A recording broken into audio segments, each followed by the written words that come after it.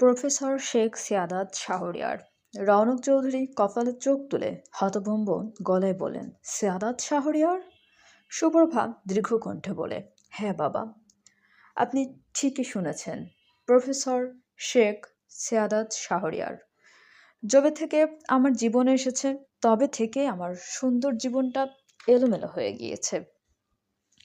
আমার ভাইয়ের অ্যাক্সিডেন্টের জন্য আমি যেমন প্রত্যক্ষভাবে দায়ী, ঠিক তেমনই পরোক্ষভাবে দায়ী ওই ভণ্ড সম্পূর্ণ কথা শেষ করার আগেই সেখানে নড়া উপস্থিত হয়। সুপ্রভাকে দেখা মাত্রই নড়ার মুখ বর্ণ ফ্যাকাশে হয়ে যায়। মনে হয় যেন শরতের মেঘ হঠাৎ কাল বৈশাখীর রূপ নিয়েছে। সে ক্ষিপ্র গতিতে ধেয়ে আসে সুপ্রভার দিকে, তার বাহু চেপে ধরে তীক্ষ্ণ স্বরে বলে, তুমি আবার কোন সাহসে ফিরে এসেছো এখানে? মুহূর্তেই পরিস্থিতি উত্তপ্ত হয়ে ওঠে। ঈশিতা চৌধুরী আর স্থির থাকতে পারলেন না। তিনি দ্রুত পায়ে এগিয়ে এসে নড়াকে নিজের দিকে ফিরিয়ে নেন। কঞ্চিত ভ্রু পল্লবে ক্ষোভ মিশিয়ে তিনি প্রশ্ন করেন, এটা কোন ধরনের প্রশ্ন নড়া? সৌরভের অ্যাক্সিডেন্ট হয়েছে এটা জানার পরেও শুভাকে লুকিয়ে থাকতে বলছো তুমি? বোন হয়ে ভাইয়ের বিপদে ছুটে আসবে না? আর শুভা লুকিয়ে কেন থাকবে বলো তো? লুকিয়ে কারা থাকে জানো? যারা অপরাধ করে। কিন্তু শুভা তো কোনো অপরাধ করেনি, তবে কেন সে নিজের ঘর সংসার ত্যাগ করে যাযাবরের মতো ঘুরে বেড়াবে? আমার আগেও মনে হয়েছে, আর এখনো মনে হয়েছে, শুভার ঘর ছাড়ার পেছনে তোমারও হাত রয়েছে। হয়তো তোমার বিষাক্ত বাক্যবাণী তাকে ঘর ছাড়তে বাধ্য করেছিল। নোরার ফ্যাকাশে মুখশ্রীতে তখন আষাঢ়ের মেঘ জমেছে। ঈশিতা চৌধুরীর তপ্ত বাক্যগুলো ধীরের মতো তার হৃদয়ে বিচ্ছে। সে কিছু বলতে গিয়েও থেমে যায়। গলার কাছে একদলা অভিমান কিংবা অপরাধ বোধ আটকে থাকে নোরার। রওনক চৌধুরী এতক্ষণ পাথরের মূর্তির মতো দাঁড়িয়েছিলেন। হঠাৎ তার গম্ভীর কণ্ঠস্বর করিডোরের নিস্তব্ধতা একদম চুরমার করে দেয়। যথেষ্ট হয়েছে, এখন কাদা ছড়াছড়ির সময় নয়।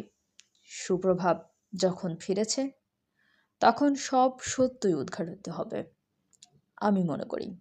তবে এখন আমাদের প্রথম কাজ সৌরভকে সুস্থ করে তোলা। রওনক চৌধুরীর কথা শেষ হতে না হতেই আইসিইউ এর ভারী দরজাটা শব্দ করে খুলে যায়। ধীর পায়ে বেরিয়ে আসে ডক্টর আরিয়ান। সবার উৎসুক এবং আতঙ্কিত দৃষ্টির কেন্দ্রে এখন তিনিই। মাস্কটা নিচে নামিয়ে আরিয়ান প্রথমেই এক চিলতে হাসে, যা এই বিষণ্ণ করিডোরে এক পশলা বৃষ্টির মতো প্রশান্তি বয়ে আনে সকলের মনে। সে খুশি খুশি গলায় বলে, আপনাদের দীর্ঘ প্রতীক্ষার অবসান হয়েছে। সৌরভ এখন একদম বিপদমুক্ত। আমরা ওকে কড়া অবজারভেশনে রেখেছিলাম, কারণ ওর ইন্টারনাল ইনজুরি নিয়ে আমরা বেশ চিন্তিত ছিলাম। কিন্তু মিরাকলে ও খুব দ্রুত রিকভার করেছে এবং ওর জ্ঞানও ফিরেছে। সুপ্রভার বুকের উপর থেকে যেন ভারী পাথর সরে গেল। সে এতক্ষণে ফুসফুসে ভরে নিঃশ্বাস নিতে পারল। আলেয়া বেগম খুশিতে কান্না করে দিলেন। সিজদায় পড়ে আল্লাহর প্রতি কৃতজ্ঞতা প্রকাশ করলেন তিনি। ঈশিতা চৌধুরী ডুকরে কেঁদে উঠে রওনক চৌধুরীর কাঁধে মাথা রাখলেন। রওনক চৌধুরী ডক্টরকে কৃতজ্ঞতা জানিয়ে বললেন, আমরা কি সৌরভের সাথে দেখা করতে পারি? আরিয়ান মাথা নেড়ে বলল, জি, তবে একজন একজন করে, খুব বেশি উত্তেজনা তৈরি করা যাবে না।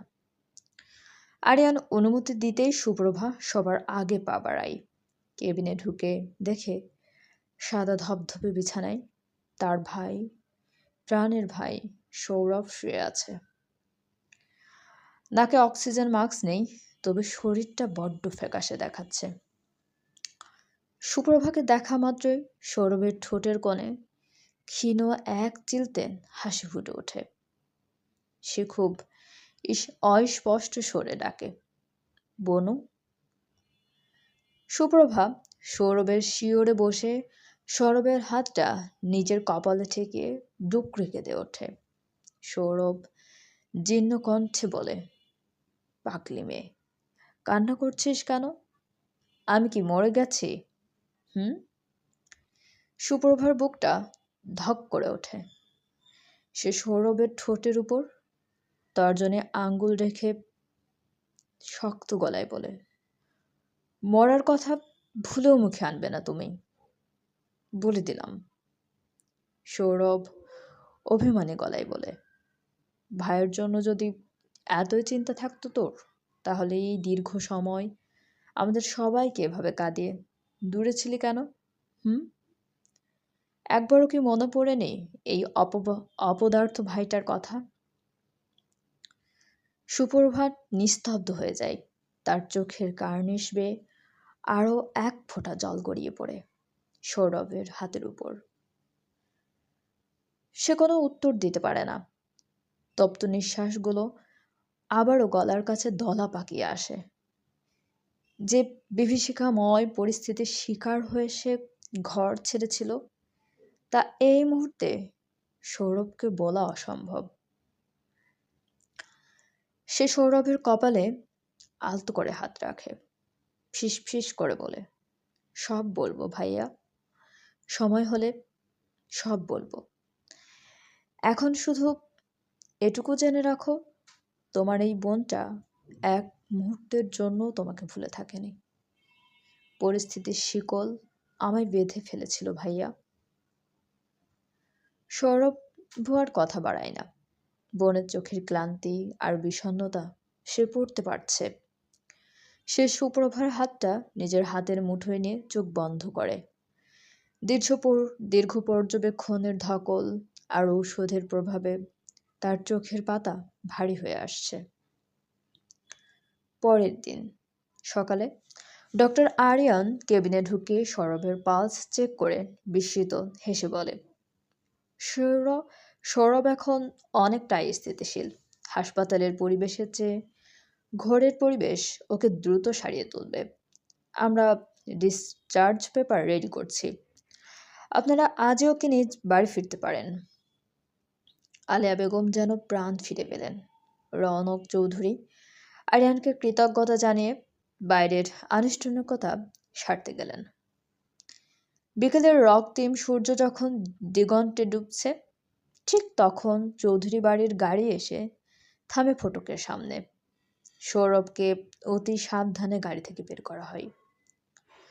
রৌনক চৌধুরী সুপ্রভার দিকে তাকিয়ে দীর্ঘশ্বাস ফেলে বললেন, আজ মনে হচ্ছে অশুভ ছায়াটা বিদায় নিল। চলো মা, ঘরের লক্ষ্মী ঘরে ফিরে চলো। ঈশিতা চৌধুরী পরম মমতায় সৌরভের এক হাত এবং সুপ্রভার অন্য হাত ধরে বাড়ির ভেতরে পা রাখলেন। ঈশিতা চৌধুরী সৌরভকে দোতলায় নিয়ে যেতে চান, কিন্তু সৌরভ যায় না। সে মান পায়ে সোফায় গিয়ে বসে।